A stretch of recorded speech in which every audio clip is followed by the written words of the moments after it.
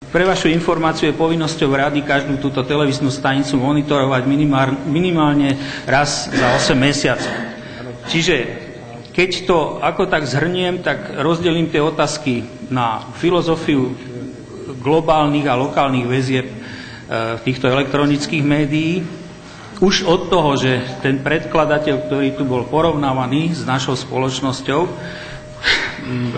pracuje v takých podmienkach, ktoré sú trošku úsmevné, lebo televízia je médium, ktoré je v prvom rade charakteristické tým, že vstupuje do domácnosti. Čiže chodiť niekde si pozerať televízor, to je, nehnevajte sa na mňa, ale už trošku smiešné. A my sme zvolili tú cestu terestriálneho vysielania preto, lebo pokryje a uspokojí cieľovú skupinu celého Trenčína a jeho okolia. Nemá zmysel robiť televíziu pre 5 alebo 10 ľudí. To ako si je chybná myšlienka. Čo sa týka potom tých dramaturgických, programových a iných vecí, tak Marcel Dekanovský, ktorý tu bol spomenutý ako vzorová záležitosť, okrem toho, že je môj priateľ, tak on je režisér. Ja si dovolím povedať, že po praxi 8,5 roka v spravodajstve a neskôr v vzdelávacej redakcii mám právo hovoriť o týchto lokálnych televíziách minimálne tak, ako on, hoci on robil hrané veci a zábavu. Hej? Čiže aj v týchto televíznych veciach, ktoré možno sú vám nie také blízke a máte okolo nich menej informácií, treba rozdeľovať. Mestské televízie potrebujú predovšetkým spravodajský, publicistický a čiastočne vzdelávací servis pre cieľovú skupinu občanov, ktorí nachádzajú v mestských televíziách informácie, ktoré neposkytujú veľké televízie. Inak by tá televízia nemala zmysel. No a čo sa týka tých ekonomických vecí, tak tu bola akosi opomenuté, že my ideme do rizika asi tých 17 miliónov, a ktoré sa nám vrátia len za cenu programov, tak ako správne povedal pán poslanec Celer. Čiže vieme investovať vo veľmi krátkom čase ísť do takého rizika, že prakticky, keby ste si tú istú službu na tej istej kvalitatívnej úrovni objednali v ktoromkoľvek porovnateľnom regióne, lebo ja vám môžem povedať, koľko stála Žilina. Žilina stála 27 miliónov a jej prevádzkové náklady ročne sú 6,5 milióna korún. Sú to také dôverné informácie, lebo prakticky je to komerčná televízia, privátna a je v sieti Altevu, ktorý vystupuje mediálne pod logom Global, značkou Global. Čiže to je vec, ktorá sa dá porovnávať, hej? Ale nemôžeme my tu porovnávať veci, ktoré ako sú mimo, alebo dajme tomu nevychádzajú z reálnych veličín.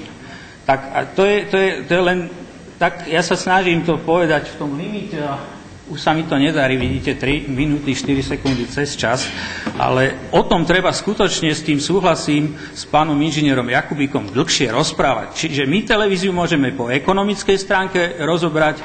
Keď vás niekto ubezpečuje, že spraví priamy prenos jednou kamerou, alebo že vám spraví nejakú živú reláciu, kontaktnú, kde sa budú môcť obyvatelia opýtať a zavolať a tak ďalej, a teda kontaktnú záležitosť, tak klame. Na takúto živú reláciu potrebujete minimálne 3 kamery, systém online, potrebujete réžiu, potrebujete asi 8 monitorov a tak ďalej. Nechcem to rozvádzať, ale náklady sú minimálne 7 miliónov korún. Len na to štúdio.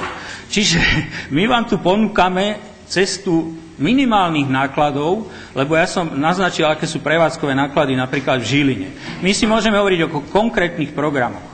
Denné spravodajstvo za 1200 korún, to je za pusinku, prosím vás pekne. To jeden môj priateľ hovorí, že za pusinku, lebo aké sú zdroje. My môžeme robiť také akože kvázi spravodajstvo, ale keď tam máte TASR, keď tam máte v tom situ a iné agentúrne záležitosti až po počasie, najlacnejšie počasie lokálneho charakteru ponúka pán Jurčovič na ročnú zmluvu mesačne za 3000 korún. Čiže keď to zrátame, tak tie ceny sú smiešné. Ja vám poviem, že iné televízie, keď tu bol spomenaný Marcel Dekanovský, s ktorým sme spolupracovali, tak on má oveľa vyššie ceny. No, ja chápem, že tam je aj väčšia cieľová skupina, lebo Košice sú samozrejme väčšie, ale to sa nedá porovnať. Súhlasím s tým, že môžeme o veciach dlho diskutovať, ale ten náš návrh je asi takéto, poviem, laický. Ja som to už hovoril aj na finančnej komisii a neskôr na mestskej rade, že v podstate mesto, keby to malo zriadiť samotné, tak zaplatí minimálne dvojnásobok, keď chce dosiahnuť tú kvalitu, ktorá je akceptovateľná. Dá sa samozrejme vyrábať aj kvázi spravodajstvo, ako teraz to tu beží, ale to nie je televízia. Poprosím vaše otázky, lebo ja to skutočne hľadám cestu, ako to stručne povedať, ale to je strašne široká problematika. Keď ja sa tým zaoberám profesionálne 20 rokov, tak jednoducho nedokážem jeden projekt, ktorý má v skutočnosti 120 strán a je na rade, už ho brzdí len toto schválenie, tak nedokážem to jednoducho povedať za 10 minút. Pán inžinier Lukáč, ďakujem pekne. Technická poznámka inžinier Jakub, a potom pán inžinier Bedia. Dámy a páni, musím konštatovať, že sme v nevýhode.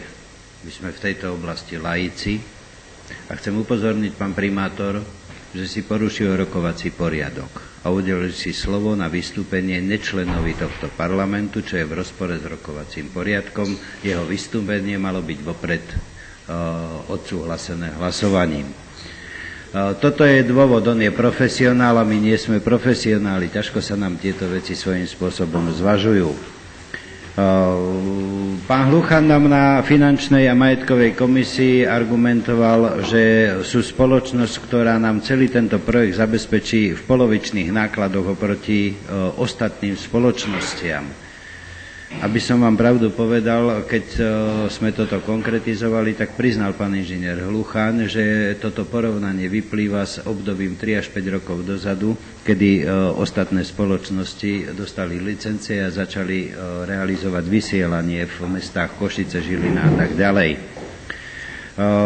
Veľmi som potešený, že spoločnosť Slovakia okolo sveta je skutočne tá najprofesionálnejšia spoločnosť na Slovensku, lebo všetci ostatní sú z inej branže. Jeden je režisér, druhý je producent, tretí je to, tretí je hento. Jediné spoločnosť Slovakia okolo sveta je tá fundovaná, ktorá toto vie najlepšie a za najlacnejšie peniaze. Ja sa domnievam, že tak či tak by sme si mali nechať otvorené zadné dvierka a nechať si vypracovať aj ďalšie podmienky. Ďakujem, pán inžinier. Je možné, že som porušil rokovací poriadok, priznám sa. Uviedol som vypracovateľa materiálu, ktorý bol na materiály ako odborníka. Pokiaľ sa stalo, ospravedlňujem sa. Myslím, že to bolo v prospech veci, aby odborný názor odznel z odborníka. Ja nie som odborník, ktorý je v televíznom vysielaní a neviem zhodniť veci, ktoré boli v materiále vypracované. Poprosím pán inžinier Bedia. No ešte teda pár momentov, ktoré ma napadli pri vystúpení inžiniera Hlucháňa. Tak z toho projektu je jasné, že jeho návrh má byť lacnejší ako od konkurencie, hlavne v tom, že v tej personálnej oblasti tá štruktúra, ktorú tu má, akože je taká slabšia, nižšia. Len otázka znie, akým spôsobom chce napríklad s jedným externým kameramanom vybaviť ako celodenné spravodajstvo, teda vlastne 5-krát týždni, alebo neviem, koľko je to 5-krát týždni, keď pokiaľ viem z okresných televízií, kde majú ľudí, tak týždenník robí 1,5 až 2 kameramani. Tak ako s jedným externým kameramanom chce vybaviť celotýždňové spravodajstvo?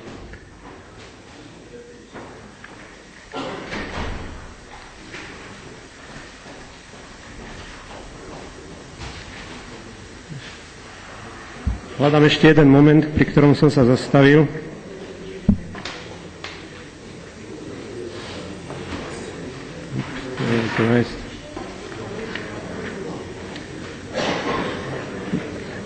Ďalej tam v tej časti, kde je technické zariadenie, tak tam uvádza, že nemá význam šetriť a že v prípade technického zariadenia je šetrenie nemiestné. To znamená, tam tie položky sú veľmi silné a v prípade, kde sa baví o personálnom obsadení, tak tam už dokonca uvádza, že pomaly má problém dať stoličku tomu pracovníkovi, technikovi. Takže